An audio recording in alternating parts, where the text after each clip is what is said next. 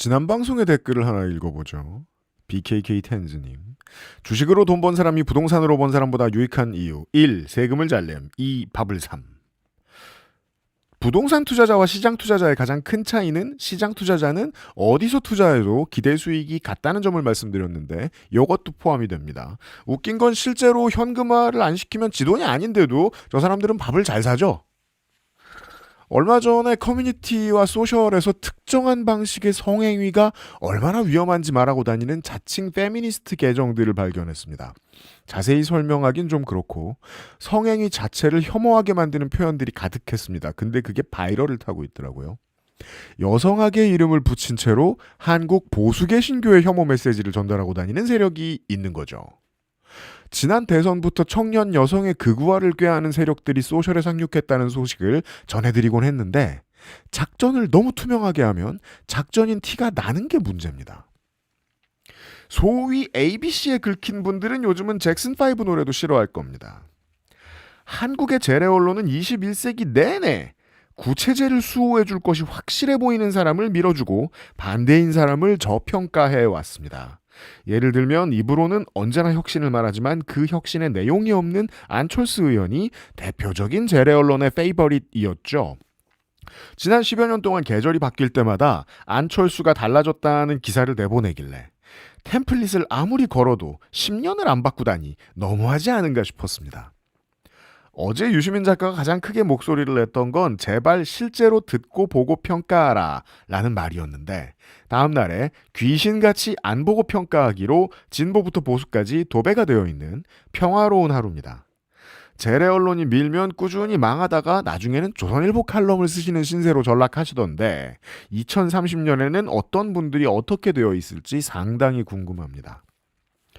바쁜 와중에 이 ABC 문제로 담소를 나누는 총리와 여당 의원의 대화창이 공개됐었는데 높은 조회수를 기록한 어느 영상의 초기 댓글이 죄다. 싸움의 당사자 두 사람의 이야기가 아니라 이 얘기를 듣고 있는 3자에 대한 것이었습니다. 게다가 그 사람은 유명한 사람도 아니죠. 너무 어색한 매스게임을 단체로 빨리 하고 있기에 신기했습니다. 사실 이런 작전의 역사는 유구합니다. 저는 25년 전에 어떤 클럽을 방금 지은 사장님이 직원들한테 그 클럽이 얼마나 핫한지 댓글 달고 다니라고 술 사주면서 권하는 걸 본 적이 있습니다. 한 2000년쯤이었을걸요.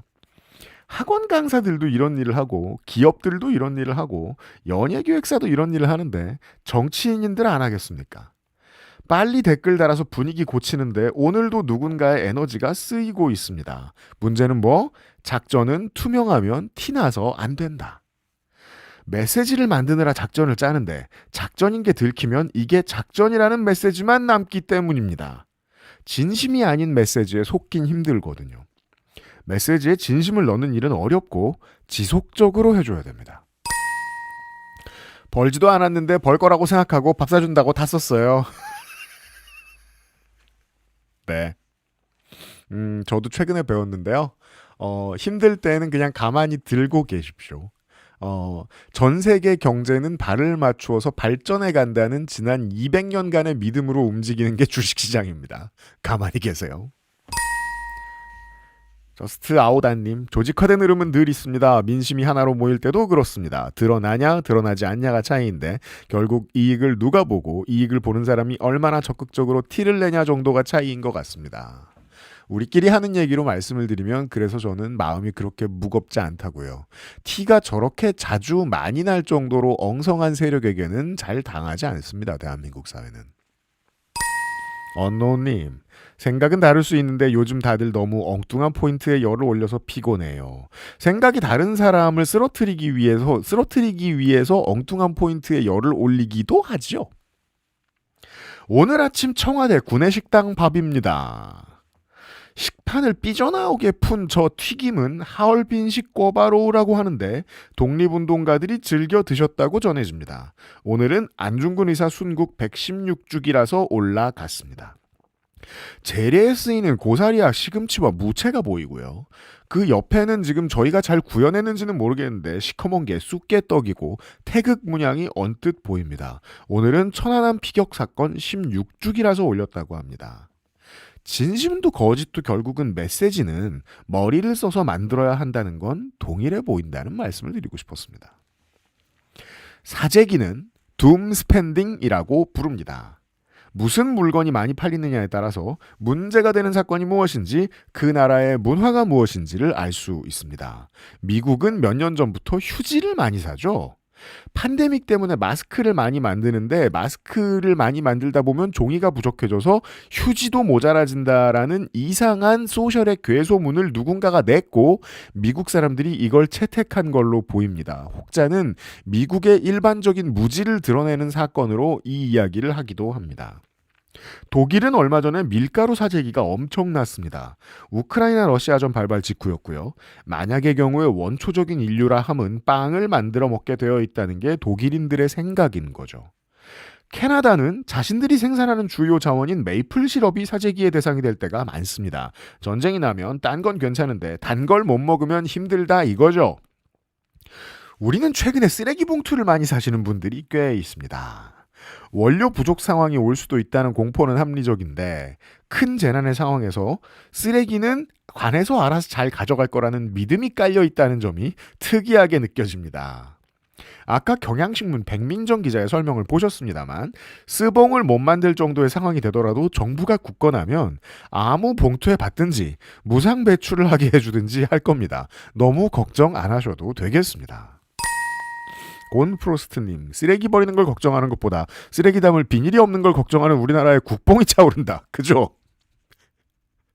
그러니까 아포칼립스가 나왔는데 공무원들이 그대로 일하고 있음을 상정하시는 거잖아요. 멋진 사건입니다.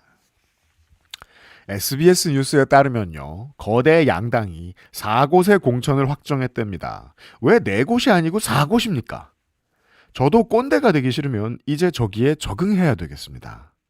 저 1사람만 그렇게 생각하는 것 같습니다. 제가 맞다고 해주실 분이 1, 2분만 계셔도 좋겠습니다. 지방선거는 교육감, 시도지사, 시장군수구청장, 시의원, 도의원, 군의원, 시의원, 구의원을 뽑죠. 다른 민선직에 결혼이 생기면 그것도 한꺼번에 뽑아야 돈을 아끼니까 경우에 따라서 보궐선거와 재선거가 있습니다. 이번에는 대통령이나 국회의원이 그 대상인데 대통령은 잘 있고 국회의원은 많이 빠집니다. 선거에서 유리한 당과 불리한 당이 다 국회의원이 많이 사라지는데 유리한 당은 이겨서 체급을 높이려고 하는 국회의원들이 직을 던지고요. 불리한 당은 어차피 망한 것 같으니까 임기라도 2년 더 할 수 있는 자리를 찾아갑니다. 이번 선거에서 국민의힘 의원들의 움직임을 통해서 무려 2년이나 남은 다음 총선도 망했다고 생각하고 있는 국민의힘의 정서를 파악할 수 있습니다. 현재까지 확정된 국회의원 지역구는 다음과 같습니다. 인천 계양을은 전임자가 대통령이 됐습니다. 경기 평택을과 안산갑, 전북 군산김제부안갑은 전임자의 당선 무효형이 대법에서 확정됐습니다. 충남 아산을의 전임자는 강훈식 대통령 비서실장입니다. 지금 보시는 SBS의 그래픽에 아직 실리지 않은 아마도 선거가 열릴 지역구는 이렇습니다. 인천 연수갑과 울산 남갑의 현역 민주당 의원이 각각 인천시장, 울산시장 후보로 공천이 됐습니다. 자리가 비죠. 서울은 은평갑이나 중성동갑의 국회의원이 서울시장 경선에서 승리하면 그 자리가 빕니다. 경기는 민주당 하남갑이나 고양을의 국회의원이 경기도지사 경선에서 승리하면 거기에 선거가 생깁니다. 부산은 민주당은 북갑, 국민의힘은 해운대갑 후보가 부산시장 경선에 참여하고 있습니다. 대구는 최대 5명의 국회의원이 대구시장 출마를 원하고 있는데요. 그중에 수성갑 국회의원은 컷오프를 당하자 무소속 출마를 원하고 있습니다. 많으면 2자리가 빌 겁니다. 대구에서만. 충남은 공주부여 청양에서 1명, 대전은 서갑 동에서 1명, 2명이죠. 전남 광주에서는 광산을, 여주갑, 나주 화순 국회의원이 경쟁을 치르고 있습니다. 또 자리가 빌 것이 확실해 보이는 곳은 제주가 있습니다. 제주 갑과 서귀포 국회의원이 뛰고 있는데 현역 도지사가 워낙 인기가 없습니다. 예측을 해볼까요? 확정된 곳이 7입니다. 여기에 경기 하나, 부산 둘, 대구 둘, 충남 하나, 대전 하나, 전남 광주 하나, 제주 하나. 확률 높은 곳들을 더해보면 16석. 역대 국회의원 재보궐선거 최대 의석수는 14년 7월에 재보선이 있었는데 그게 15석이었거든요. 신기록입니다. 이번 지선이 경매가 엄청 세게 붙은 장임을 알 수 있습니다. 14년도 지선은 어땠길래 이렇게 자리가 많이 났을까요? 그때 지방선거에 출마하느라 배지를 반납한 사람들을 소개해드리겠습니다. 동작을 정몽준 서울시장 출마, 해운대 기장갑 서병수 부산시장 출마, 광산을 이용섭 광주시장 출마, 담합영장 이낙연 전남도지사 출마, 대덕 박성효 대전시장 출마, 울산남 을 김기현 울산시장 출마, 수원병 남경필 수원정 김진표 경기도지사 출마, 충주 윤진식 충북도지사 출마. 여러모로 지금의 데칼코마니 되겠습니다. 새누리당이 순항할 때고 이 흐름을 타서 의원들이 출마를 했고 민주당은 수도권에서라도 대등하게 싸워보고 싶었지만 다 지고 호남밖에 못 지켰습니다. 이 재보선을 지고부터 새정치민주연합의 분열이 본격화됐었죠. 더 잘 나가고 싶은 욕망과 안전하게 숨고 싶은 욕망이 지방선거에서 만나는 순간에 대해 설명을 드렸습니다. 댓글이 많네요. 네 곳이 맞는데 일부 임원들 중심으로 숫자를 적을 때 한글로 적으면 구분이 안 되니 숫자로 적으라는 분들도 있습니다. 그런 연장선상으로 해석하심이 제가 말씀드렸죠.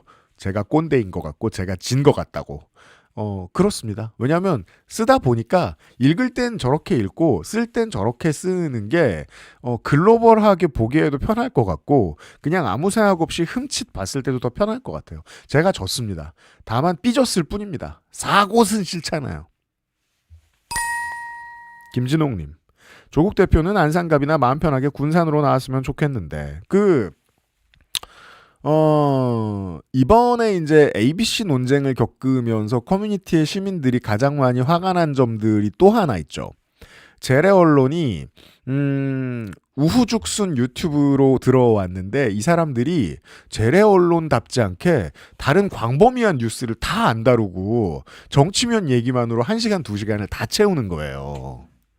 그러다 보니까 시간이 남아가지고 뭔가를 얘기하긴 해야겠어서 정당 대표가 어디 출마할지라는 아주 조그마한 문제를 가지고 5분씩 15분씩 얘기하고 있거든요. 김진홍님을 비롯한 많은 여러분들은 그냥 다음 주까지만 기다리시면 이 모든 전국구 스타들이 어디에 출마할지 다 정해집니다. 딴 데 보시면 됩니다. 주식하고 똑같아요. 여러분이 보셔도 안 보셔도 일어날 일은 일어납니다. 아이고 댓글만. 자리가 비죠. 네. 맞네요. 그것이 알고 싶다 얘기인가요? 아니죠. 그것이 알고 싶다는 광고 많아요. 광고든 뭐든 해서 널리 퍼질 수가 있다. 네, 터질 필요가 있다. 저희가 절감하고 있습니다. 퀄리티는 방송의 인기와 무관합니다. 아이고 댓글 많이 넣어주네요. 박유진 PD가. 배지 아웃 라인업 하려 하네요. 네. 그것도 중요한 공통점이죠. 14년 재보선은 당시에 시스템이 좀 미비했고 재보선을 시즌마다 하는 관례가 10년대만 해도 있었기 때문에 지선에 같이 치러지질 못하고 그 한 달 뒤 아마 한 달 뒤인가 2달 뒤에 바로 치러졌던 것으로 기억을 합니다. 따라서 지선에 붙어있는 선거였어요. 이번하고 동일합니다. 그래서 지방선거 때마다 양당의 명과 암이 갈리는 모습을 볼 수 있는데 이렇게까지 극렬하게 갈렸던 건 14년도와 지금이다 정도로 말씀을 드릴 수가 있겠습니다.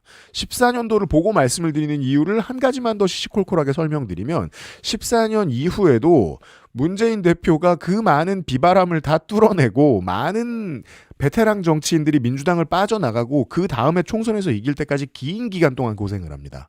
그 고생을 국민의힘도 앞으로 하게 됩니다. 권창형 특검이 사진 속에 있는 사람이 권창형 특검입니다. 권창형 특검이 홍창식 국방법무관리관이라는 사람을 불러서 지금 조사하고 있습니다. 지금쯤 끝났을 수도 있습니다. 내란 때 합참전투 통제실에 들어갔다 나온 적이 있는 사람입니다. 이 사람은 법무관 출신으로 6번 법무실장, 즉 법무병과로는 가장 꼭대기 자리까지 올라갔다가 전역한 군인입니다. 내란 직전인 24년 8월에 국방부 법무관리관으로 내정되었으니까 본인이 알았거나 몰랐거나 내란에 쓰이려고 스카웃된 사람일 가능성이 높죠. 헉! 어떻게 그런 사람이 지금도 국방부에 있냐고요?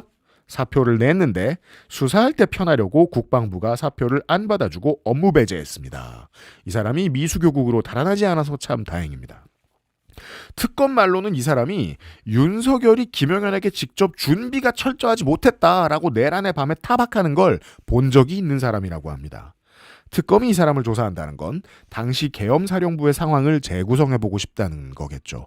잡혀간 3스타 4스타들 외에도 어떤 사람들이 그 자리에서 최선을 다해서 내란에 부역했는지 이제 알아보고 싶은 겁니다. 혹은 군검찰이 알고 나서 대중에 알려주지 않은 것들이 있다면 이제라도 정리해서 보여주고 싶다는 뜻도 있겠죠. 군인들은 최고위층을 빼고 현재까지 수사 내용도 잘 공개가 안 됐지 않았습니까? 종합특검을 통해서 나오기 시작할 걸로 보입니다. 관심 가져주시길 바라고요. 언제나 억울한 표정의 장동혁 대표가 일베 말을 즐겨 쓰고 메이플 스토리 사설 서버를 홍보했으며 장애인을 비하한 극우의 토탈 패키지 박민영 대변인을 재임명했다는 소식입니다. 극우 진영으로 선거를 돌파하겠다는 건데 다 좋지만 선거가 참 무섭습니다. 선거가 시작되면 중앙당만 극우였다가 동네의 자원봉사자도 극우, 그걸 모집해주는 동네의 사업가들도 극우, 그걸 홍보해주는 지역 언론도 극우, 극우가 척척 들러붙게 됩니다. 선거라는 축제를 통해서 첫날에 만난 이 사람들은 명함을 주고받고 다음 날에는 대화를 주고받고 다음 날에는 술을 주고받고 다음 날부터는 언니 동생 형 동생 하면서 끈끈해집니다. 전국 조직의 극우 테라포밍이 선거를 통해서 완성될 수 있습니다. 그러면 신천지와 통일교와 천부교가 그토록 원하던 극우 14만 4천 명을 국민의힘도 이루게 됩니다. 탄핵의 강은 건너는 척을 하다가 지난 10년 동안 천천히 다시 돌아왔는데 내란 극우의 강은 건너지도 못할 겁니다. 슈퍼챗을 열라. 다른 방법은 생각 중이거든요. 이건 이제 전형적인 B의 입장이죠. 구글에 더 이상의 돈을 내줄 수 없습니다. 다른 방법을 준비 중입니다. 장동혁 진짜 오래 가. 오세훈이세요? 아니 선거 70일 남았는데 지금 대표를 자르면 좀 더 곤란하지 않을까요? 예. 왜냐하면 지금 만들어 놓은 선대위 조직의 뼈대는 바꿀 수 없거든요. 지금부터. 한두 사람 뽑을 수는 있어요. 정말 중요해 보이는 사람 뽑을 수 있어요. 하지만 지금 들어가 있는 극우 일꾼들은 모여있는 그대로 가야 돼요. 사람 자르고 하는 게 얼마나 번거로운 일인데요. 장동혁 당장 못 잘립니다. 곤프로스트님, 내란 특검 다루는 소식 채널 별로 없던데 귀하다. 근데 이번엔 재래 언론 편을 들어야 되겠어요. 재래 언론은 종합특검 열심히 기자들을 내보내가지고 받아 쓰고 있습니다. 그리고 여러분들 오늘 저녁에 가서 뉴스 틀어보셔도 어떤 성향의 TV 뉴스여도 다 제가 지금 전달해드린 얘기 해드릴 겁니다. 이게 어떻게 중요한지를 오늘 지금 듣고 저녁 때 TV를 보시면 좀 더 이해하기가 쉬우실 겁니다. 또 있어요?